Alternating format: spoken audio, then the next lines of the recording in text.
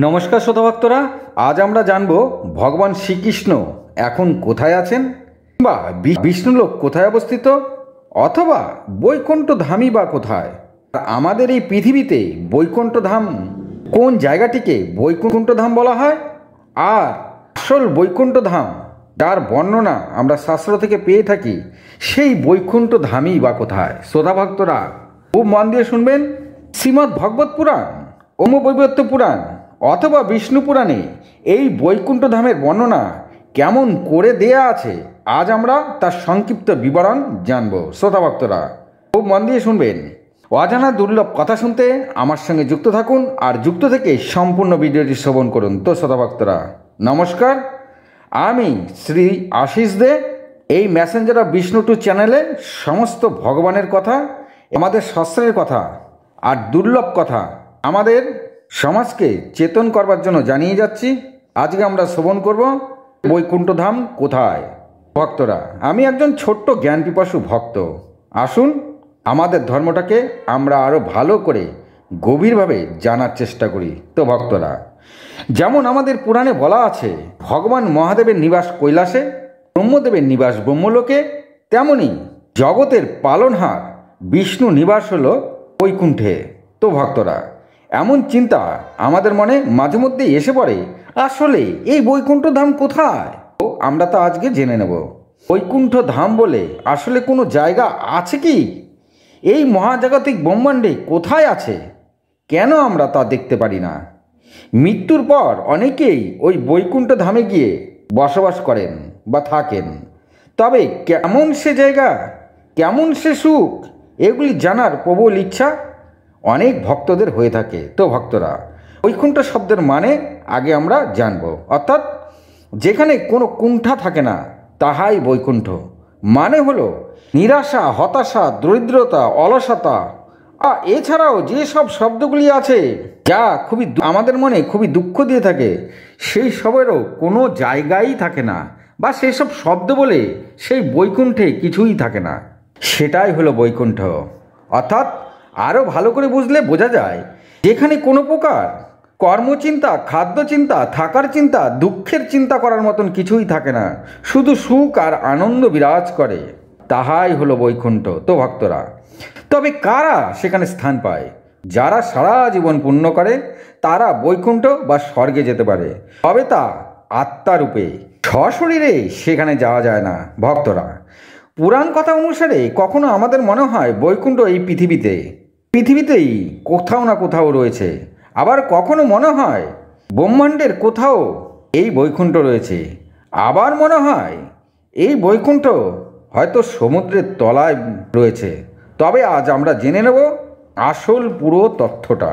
তবে শ্রোতা ভক্তরা, এই বৈকুণ্ঠ ধামই আসলে বিষ্ণু লোক। অর্থাৎ অনেক গ্রন্থেই বলা আছে বিষ্ণু লোকের কথা, আবার অনেক গ্রন্থে লেখা আছে বৈকুণ্ঠ ধামের কথা। অর্থাৎ এই দুই স্থান আসলে একটি। মানে হলো বিষ্ণুর সময়কালে তাকে বিষ্ণুলোক, আবার ভগবান শ্রীকৃষ্ণের আমলে তাকেই বৈকুণ্ঠ ধাম বলা হয়। আবার কোথাও এই বৈকুণ্ঠকে গোলকও বলা হয়েছে। অর্থাৎ ভগবান বিষ্ণু তার অংশাবতার শ্রীকৃষ্ণ, তিনি দাপর যুগে জন্ম নিয়ে তার মৃত্যু ঘটল, তার দেহ ছিল মানুষরূপী। তা সেই দেহ যখন তিনি ছাড়লেন, বলা হয় তিনি সোজা গোলকে চলে গেছেন, আর সেখানেই তিনি বসবাস করেন। তো ভক্তরা, তবে খুব সহজভাবে বুঝতে গেলে অনেকে মনে করেন কেদারনাথ, বদ্রীনাথ, দ্বারকা হলো আসলেই বৈকুণ্ঠ ধাম। তবে অনেক মহাপুরুষদের মতো বদ্রীনাথই হলো আসল বৈকুণ্ঠ, যেখানে শ্রীবিষ্ণু 5 স্বরূপকে পূজা করা হয়। স্বয়ং শ্রীবিষ্ণু সেখানে বিরাজ করেন। তাই বদ্রীনাথই হলো আসল বৈকুণ্ঠ, কারণ এই 5 স্বরূপকে পঞ্চবদ্রী বলা হয়। আর বিষ্ণুর এই পঞ্চস্বরূপের নাম হলো শ্রী শ্রী বৃষাল বদ্রী, শ্রী যোগধ্যান বদ্রী, শ্রী ভবিষ্যবদ্রী, শ্রী মৃত্যুবদ্রী, শ্রী আদি বদ্রী। এই 3 স্থান ছাড়া আরও একটি ধাম রয়েছে যাকে বৈকুণ্ঠ ধাম বলা হয়েছে, আর তা হলো সেই জগন্নাথ ধাম। কেন জগন্নাথ ধামকে বর্তমানে বৈকুণ্ঠ ধাম বলা হয়, তার কারণ আজকে আমরা জেনে নেব। ভক্তরা খুব মন দিয়ে শুনবেন। ভগবান বিষ্ণু সত্যযুগে অবতার নিয়ে তিনি বদ্রীনাথ ধাম স্থাপন করেছিলেন, আর সেই সূত্রে বদ্রীনাথ ধামই হলো সত্যযুগের বৈকুণ্ঠ। আর ত্রেতা যুগে ভগবান রাম অবতার নিয়ে রামেশ্বরম স্থাপন করেছিলেন, তাই ত্রেতা যুগের বৈকুণ্ঠ হলো রামেশ্বরম। আর দ্বাপর যুগে দ্বারকা স্থাপন করেছিলেন, আর তাই দ্বাপর যুগের বৈকুণ্ঠ হলো এই দ্বারকা। আর সর্বশেষে ভগবান কলিযুগে নীল মাধবে শ্রী জগন্নাথ ধাম স্থাপন করেছিলেন, তাই জগন্নাথ ধামই হলো কলিযুগের বৈকুণ্ঠ। আর এ কথা আমরা বিষ্ণু পুরাণ স্কন্দ পুরাণে বিস্তারিত জানতে পারি যে এই নীল মাধব আসলে শ্রী বিষ্ণুরই অবতার, আর তিনি কলিযুগের মানুষদের উদ্ধার করতে এই জগন্নাথ ধাম স্থাপন করে গিয়েছিলেন। বোঝা গেল ভক্তরা? এখন আমরা জানবো আসলে এগুলি কি সত্যি সত্যিকারের বৈকুণ্ঠ ধাম, নাকি আসল বৈকুণ্ঠ ধাম এই মহাবিশ্বের অন্য কোথাও রয়েছে। ভক্তরা, সে কথা যাওয়ার আগে একটি কথা আমাদের আগেই জেনে নিতে হবে। ভগবান শ্রীকৃষ্ণ দ্বারকা নগরী স্থাপন করার পর গোপনে আরও একটি নগর তিনি স্থাপন করেছিলেন। যারা পুণ্যাত্মা তাদের জন্য তিনি তার নাম দিয়েছিলেন বৈকুণ্ঠ ধাম। তো ভক্তরা, খুব মন দিয়ে শুনবেন। কিছু গোপন তথ্য অনুসারে পাওয়া যায় যে শ্রীকৃষ্ণ আরাবল্লী পর্বতের মাঝে চারিদিকে পর্বত বেষ্টিত জনগণের চোখের আড়ালে এই বৈকুণ্ঠ ধাম স্থাপন করেছিলেন দ্বাপর যুগে। আর বর্তমানে দেখা গেছে এই আরাবল্লী পর্বত বহু প্রাচীনকাল থেকেই সৃষ্টি হয়ে রয়েছে। এছাড়া কিছু ইতিহাসকারীও ওই বৈকুণ্ঠের খোঁজে সেখানে খোঁজ চালিয়েছিলেন, আর তারা প্রমাণও পেয়েছিলেন যে বহু প্রাচীনকাল আগে কিছু একটা তো ছিল এই আরাবল্লী পর্বতের মাঝ বরাবর, যা বর্তমানে চোখের আড়াল হয়ে গিয়েছে। দেখা গেল শ্রোতা ভক্তরা, অর্থাৎ আরাবল্লী পর্বতের কিছুটা অংশ এমনভাবে রয়েছে যে সেখানে সাধারণ মানুষ অথবা ইতিহাসকাররাও যেতে পারেননি। তাই তারা অনুমান করেছেন সেখানে একমাত্র পুণ্য আত্মারাই যেতে পারেন, আর এটাই বৈকুণ্ঠ। এরপর আমরা জানব ব্রহ্মাণ্ড পুরাণে বর্ণিত বৈকুণ্ঠ বা বিষ্ণু লোকের কথা। এই মহাবিশ্বে তবে বৈকুণ্ঠ ধাম কোথায়? সেখানে বলা আছে এই বৈকুণ্ঠ হলো এই মহাবিশ্বের বাইরে কোথাও স্থাপিত হয়ে রয়েছে, যা 14 লোকের ঊর্ধ্বে, যেখানে স্বয়ং বিষ্ণু বসবাস করেন। বিষ্ণু পুরাণ অনুসারে ভগবান বিষ্ণু যেখানে থাকেন তার চারিদিকে লক্ষ লক্ষ সূর্য অবস্থান করেন, আর তার সাথে শত সহস্র গ্রহ নক্ষত্র বিদ্যমান। আর এই বৈকুণ্ঠ ধাম আমরা বিশ্বজগৎকে যতটা নিজের চোখের মধ্যে দেখতে পারি তার 3 গুণ বড় হয়ে থাকে। তো শাস্ত্রে বর্ণিত আছে, দৃশ্যত আমরা যে বিশ্বজগৎকে দেখে থাকি, খালি বিষ্ণুলোকের বৈকুণ্ঠ ধাম তার 3 গুণ বড়। আর এই বৈকুণ্ঠ ধামকে রক্ষা করার জন্য, সেখানে দেখভাল করার জন্য ভগবান বিষ্ণু সেখানে 96 কোটি পার্ষদ তার সুরক্ষা ও দেখভাল করবার জন্য রেখে দিয়েছেন। আর এছাড়াও বিষ্ণু পুরাণ অনুসারে উল্লেখ পাওয়া যায় যে ভগবান বিষ্ণু তার 4 জন রানীকে নিয়ে বিষ্ণুলোকে অবস্থান করেন, আর যা সবই মা লক্ষ্মীর অংশরূপ। আর তারা হলেন শ্রীদেবী, ভূদেবী, নীলাদেবী ও মহালক্ষ্মী। তো ভক্তরা, পুরাণ কথা অনুসারে যেসব ব্যক্তি নিজের জীবন অন্যের জন্য উৎসর্গ করে দয়া প্রেম রাখেন, কখনো কারো অপকারই করেননি, তারাই হলো পুণ্যাত্মা, আর তারাই এই বিষ্ণুলোকে স্থান পেয়ে থাকেন। এছাড়া এই বৈকুণ্ঠ কোথায় তা খুঁজতে খুঁজতে জানা যায় স্বর্গলোক থেকে জনলোক 24,000 কোটি কিলোমিটার দূরে উঁচুতে অবস্থান করেছে। আর এই জনলোকে তারাই বসবাস করে যারা সারা জীবন ধর্মকর্ম নিয়ে ব্যস্ত থাকেন আর পুণ্য ফল লাভ করে থাকেন। আর এই জনলোকে যারা যান তারা ইচ্ছা করলেই যে কোনো দেবী দেবতার দর্শন করতে পারেন। এরপর হলো তপলোক। তো ভক্তরা, খুব মন দিয়ে শুনবেন। এই তপলোক জনলোক থেকে 98,000 কোটি কিলোমিটার দূরে অবস্থিত। ভক্তরা, এই তপলোকে তারাই যেতে পারে যারা সারা জীবন তপ জপ করেন আর ভগবান তাদের নানা পরীক্ষা নিয়ে থাকেন। সমস্ত পরীক্ষায় উত্তীর্ণ হলে সেই ব্যক্তি এই তপলোকে স্থান পায়, অর্থাৎ কোনো সাধারণ ব্যক্তি সেখানে যেতেই পারেন না। শুধুমাত্র মুনি ঋষি, ধার্মিক ও নিষ্ঠাবান ব্যক্তিরাই যেতে পারে। আর এই তপলোক থেকে দেবদেবীরা এই বিশ্বজগৎ নির্মাণ কার্য সম্পাদন করে থাকে, আর তাদের দিব্য জ্যোতি প্রকাশিত হয়ে থাকে। তো ভক্তরা, তপলোকের পর আসে সত্যলোক। এই সত্যলোক তপলোক থেকে 1,47,54,589 কিলোমিটার দূরে অবস্থান করছে।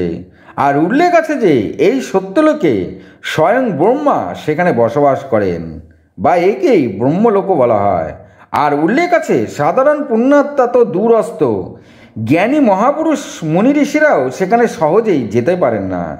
শুধুমাত্র তারাই যেতে পারেন যারা যুগ যুগ ধরে জন্ম নিচ্ছে আর পুণ্যফল অর্জন করছে শুধুমাত্র এই সত্যলোকে যাওয়ার জন্য।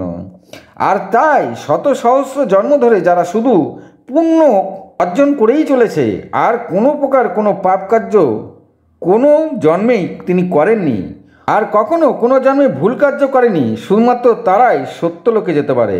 তো ভক্তরা, বোঝা গেল? এরপরে আছে বৈকুণ্ঠ লোক, অর্থাৎ যার খোঁজ আমরা করে চলেছি।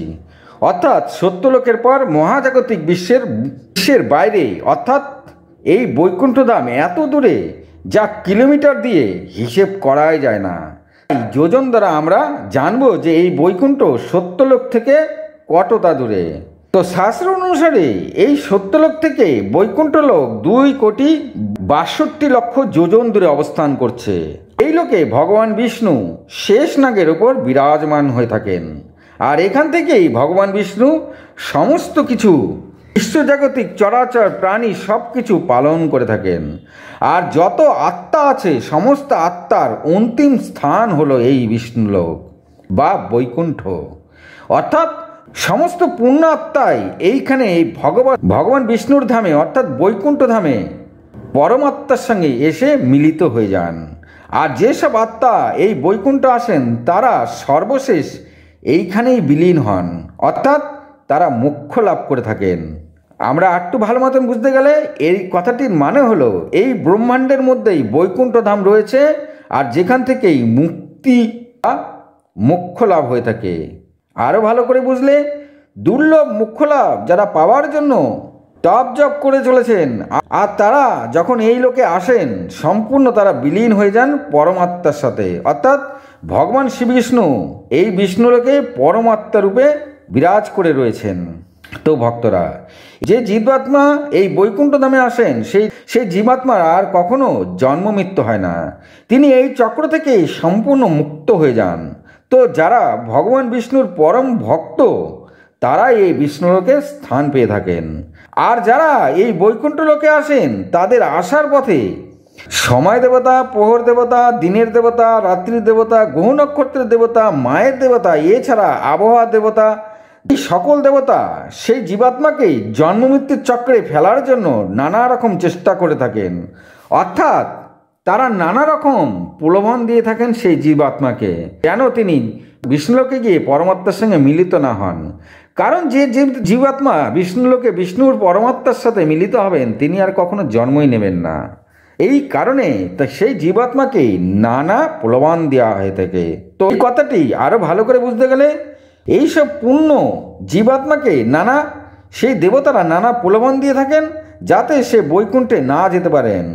আর বৈকুণ্ঠে যদি যান এই আত্মা আর ফিরে আসবে না, তাই তারা বৈকুণ্ঠকে দূরে রাখার চেষ্টা করে থাকেন। তো ভক্তরা, যদি আমরা এই পৃথিবী থেকে বৈকুণ্ঠ যাওয়ার রাস্তা দেখি, আসলে এই পৃথিবী থেকে বৈকুণ্ঠ ধাম কোন দিকে সেরকম কোনো রাস্তা খুঁজে থাকি, তবে আমাদের শাস্ত্রে বর্ণিত আছে। তো প্রথমেই আমরা জানব পৃথিবী থেকে বৈকুণ্ঠ ধাম কত দূর। সোজা হিসেব করলে 0,000,000,000,000,000,004,014 কিলোমিটার দূরে, অর্থাৎ যা মুখের কথায় বলাই যাচ্ছে না। সেখানে যেতে গেলে সশরীরে যাবার চিন্তা করাই যাবে না। অর্থাৎ আমাদের যদি লাইটের স্পিডেও ছেড়ে দেওয়া হয় তবেও সেখানে আমরা পৌঁছাতে পারবো না। তো ভক্তরা, শ্রীমদ্ ভগবদ গীতায় বর্ণনা করা আছে যে এই বৈকুণ্ঠ যেতে হলে বা বৈকুণ্ঠ পৃথিবী থেকে কোন দিকে সেটা জানতে গেলে বৈকুণ্ঠ হলো পৃথিবী থেকে ধ্রুবতারা যেদিকে আছে ওই পথ ধরেই সোজা গেলে বৈকুণ্ঠ ধাম পাওয়া যায়। অর্থাৎ বৈকুণ্ঠ ধাম ধ্রুবতারা যেদিকে আছে ওই বরাবরই বৈকুণ্ঠ ধাম রয়েছে। বোঝা গেল ভক্তরা?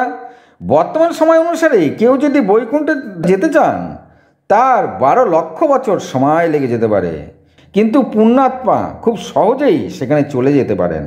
এখান থেকে আমরা বুঝতে পারি আত্মাকে যদি ভার্টিক্যাল ধরি তবে পাপি ভার্টিক্যাল হয় ভারী, যারা ভাসতে পারে না, অর্থাৎ পাপীরা যায় এই 14 লোকের নিচের দিকে। আর পুণ্যাত্মা আর আত্মা যত পুণ্য অর্জন করবে তাকে যদি আমরা ভার্টিক্যাল হিসেবে ধরি তবে সেই পুণ্য জীবাত্মা হালকা হবে, সহজেই ঊর্ধ্বলোকে চলে যেতে পারবে। অর্থাৎ আমরা কিন্তু একটা কথা সবাই জানি যে সবচেয়ে ভারী কি, শাস্ত্রে বলা আছে পাপকেই সবচেয়ে ভারী বলা হয়েছে।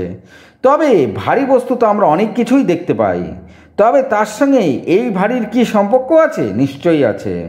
আমরা যদি পুরো আত্মাকে একটি ভার্টিক্যাল ধরি তবে আত্মা যত পাপ করে, পাপ বলে যে ভার্টিক্যাল আছে তা জীবাত্মার মধ্যে প্রবেশ করে গিয়ে জীবাত্মাকে ভারী করে তোলে।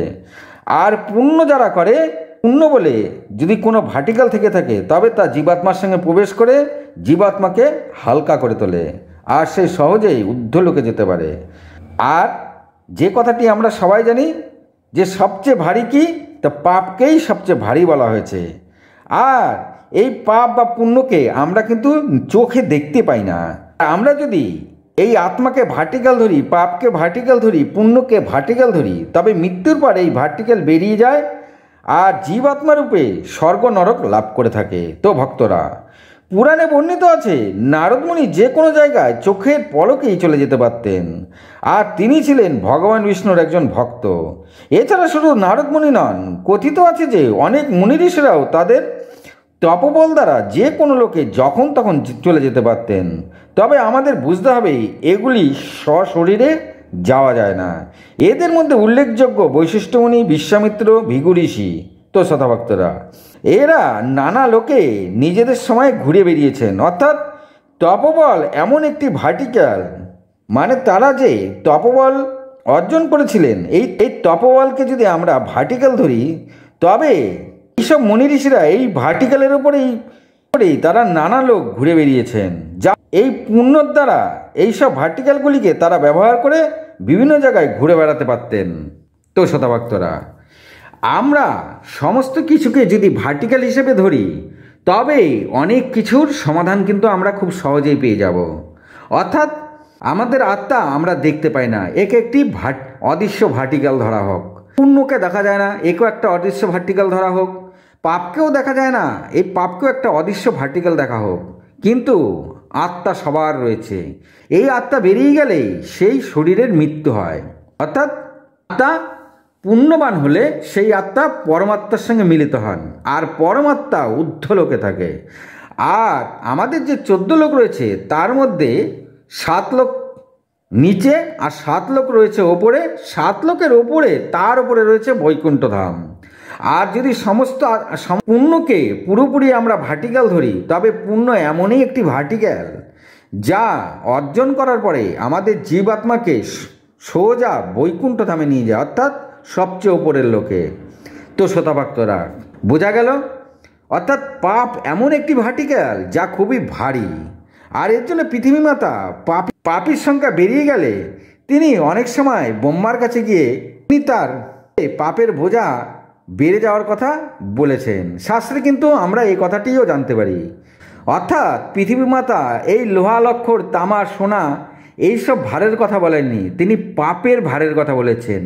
অর্থাৎ পাপ এমন একটি ভারী ভার্টিক্যাল যা জীবাত্মার ভেতরে গেলে তাকে সে নিম্নলোকেই নিয়ে যায়। অর্থাৎ তলাতল, রসাতল, পাতাল এইসব জায়গাতে নিয়ে যায়, আর যেখানে সে শাস্তি ভোগ করে থাকে। শ্রোতা ভক্তরা, এই কারণেই মুনি ঋষিরা সবার প্রতি প্রেম, দয়া, করুণা, ক্ষমা এইসব রাখতে বলেছেন। আর এইসবের দ্বারাই পুণ্য অর্জন হয়ে থাকে। আর পুণ্য এমন একটি ভার্টিক্যাল যা মৃত্যুর পরে জীবাত্মাকে ঊর্ধ্বলোকে নিয়ে যায়। বোঝা গেল? তো শ্রোতাভক্তরা, আজ এই পর্যন্তই। আমরা তাহলে পেয়ে গেলাম বৈকুণ্ঠ পৃথিবীতে কোথায়, আর মহাজাগতিক বিশ্বেই বা বৈকুণ্ঠ কোথায়। আর সমস্ত কিছুকে যদি আমরা ভার্টিক্যাল হিসাবে ধরি তবে খুব সহজভাবেই আমরা অনেক কিছুর সমাধান পেয়ে যাব। বর্তমানে বৈজ্ঞানিকরা অনেক রকম ভার্টিক্যাল বার করে চলেছেন। তার মধ্যে স্ট্রিং থিওরি রয়েছে, ডার্ক ম্যাটার রয়েছে। তো শ্রোতা ভক্তরা, আরও অনেক কিছু আছে যা সায়েন্সদের বার করতে এখনও হাজার হাজার বছর লাগবে। যেখানে সায়েন্স শেষ, সেখান থেকেই আধ্যাত্মিকতার শুরু। আর যদি আমার কথা ভালো লাগে, একটি লাইক, একটি সাবস্ক্রাইব করে দেবেন। ভালো থাকুন, সুস্থ থাকুন, নমস্কার।